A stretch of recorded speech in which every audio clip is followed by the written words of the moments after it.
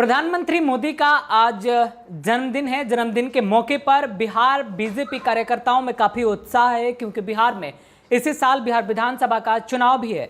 ऐसे में सबसे पहले हम आपको दिखाना चाहते हैं बीजेपी ऑफिस का नज़ारा क्या है, लेकिन खास तौर पर उससे पहले हम आपको सुनवाएंगे कि आप सुनिए पहले देश के कानून मंत्री रविशंकर प्रसाद ने क्या कुछ कहा है प्रधानमंत्री को लेकर, किस प्रकार से जन्मदिन की शुभकामनाएं दे रहे हैं। देश के कानून मंत्री के साथ साथ बिहार के वित्त मंत्री और उप मुख्यमंत्री सुशील कुमार मोदी को भी आप जरा सुन लीजिए। सौभाग्य है और हम सबों का सौभाग्य है कि नरेंद्र मोदी जी इन चुनौती भरे काल में इतने प्रभावी, प्रामाणिक और साहसिक रूप से देश के विकास में लगे हुए हैं। मोदी जी के जीवन का एकमात्र मंत्र है देश की सुरक्षा, गरीबों की सेवा, देश का प्रामाणिक विकास और भारत के संस्कृति संस्कारों को मजबूत करना।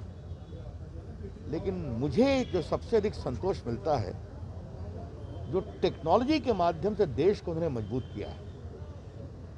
मोदी जी का एक मंत्र है reform perform in order to transform. बदलाव करो, digital India, make in India, startup India, ये सब बदलाव के बहुत बड़े उपकरण बने हैं। तो मुझे संतोष है कि वो और यशस्वी हों, देश को आगे बढ़ाएं।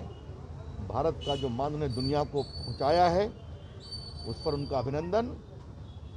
उन्होंने बार बार एक संदेश दिया है, ये हिंदुस्तान 2020 का है, 1962 का नहीं है। देखिए, आज नरेंद्र मोदी जी का 70वां जन्मदिवस पूरी दुनिया के अंदर मनाया जा रहा है। गरीब घर में पैदा होने के कारण गरीबों के प्रति उनके मन में जो दर्द है, उसी का परिणाम है कि पिछले 6 वर्षों के अंदर उन्होंने जितनी योजनाएं चलाई, उसका सर्वाधिक लाभ इस देश के गरीबों को मिला है। चाहे वो शौचालय की योजना हो, चाहे आयुष्मान भारत हो, चाहे फिर वो उज्ज्वला योजना हो।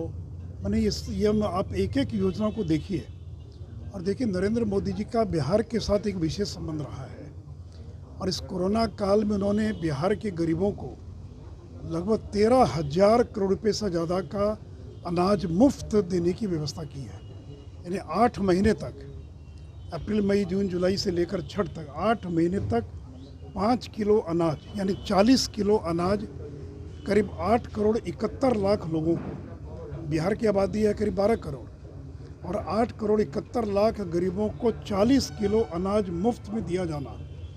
तो ये गरीब घर में पैदा होने का उनको मालूम है कि गरीबी क्या होती है। उन्होंने बिहार के 2 करोड़ 38 लाख महिलाओं के खाते में 1500 रुपया भेजने का काम किया है। और जो लोग कोरोना चिल्लाते हैं या कहते हैं कि प्रवासी मजदूर बहुत नाराज़ हैं, तो बिहार के अंदर कोरोना काल में कुल मिलाकर केंद्र राज्य दोनों ने मिलकर 35,000 करोड़ रुपये से ज़्यादा का खर्च किया है। और ये नरेंद्र मोदी के दिन, और कल वो तीसरा जो मेगा पुल है, कोसी का पुल, वो देश को सौंपने जा रहे हैं। ये अटल बिहारी वाजपेयी का सपना था, तो अटल जी के सपने को नरेंद्र मोदी पूरा कर रहे हैं। 3 मेगा ब्रिज का ऐलान किया था अटल जी ने, एक गंगा नदी पर दीघा सोनपुर के बीच, एक मुंगेर के अंदर गंगा नदी पर, और तीसरा कोसी नदी पर। 10 साल यूपी की सरकार रही, इन्होंने कुछ नहीं किया।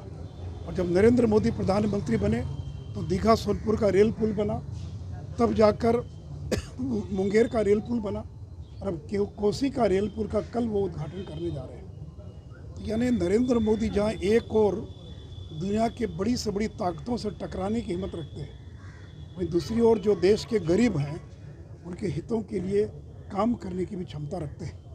तो हम सब लोगों की शुभकामना है, बधाई है कि यशस्वी हों और दीर्घायु होकर लंबे समय तक देश की सेवा करते रहें। तो बिहार में विधानसभा का चुनाव है, चुनावी सरगर्मी काफी तेज है। ऐसे में बिहार के शीर्ष आलाकमान के साथ साथ सभी बड़े छोटे नेता अभी बिहार में मौजूद हैं।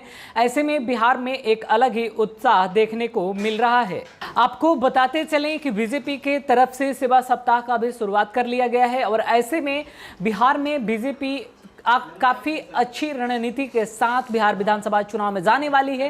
इसलिए अभी प्रधानमंत्री मोदी का यानी आज के दिन जन्मदिन को लेकर के काफ़ी खासा उत्साह भी है बीजेपी में, और छोटे से छोटे कार्यकर्ता से लेकर बड़े नेताओं तक यह शुमार अब देखने को मिल रहा है। वाकई देखने वाली बात है बिहार विधानसभा चुनाव में किस प्रकार से बीजेपी परफॉर्म करती है, कैसा परिदृश्य निकलकर सामने आता है। फिलहाल इस खबर में इतना ही। आगे की खबरों के लिए बने रहे आत्मनिर्भर बिहार पर। आत्मनिर्भर के टीम के तरफ से हम भी प्रधानमंत्री मोदी को जन्मदिन की ढेर सारी शुभकामनाएं देते हैं। नमस्कार।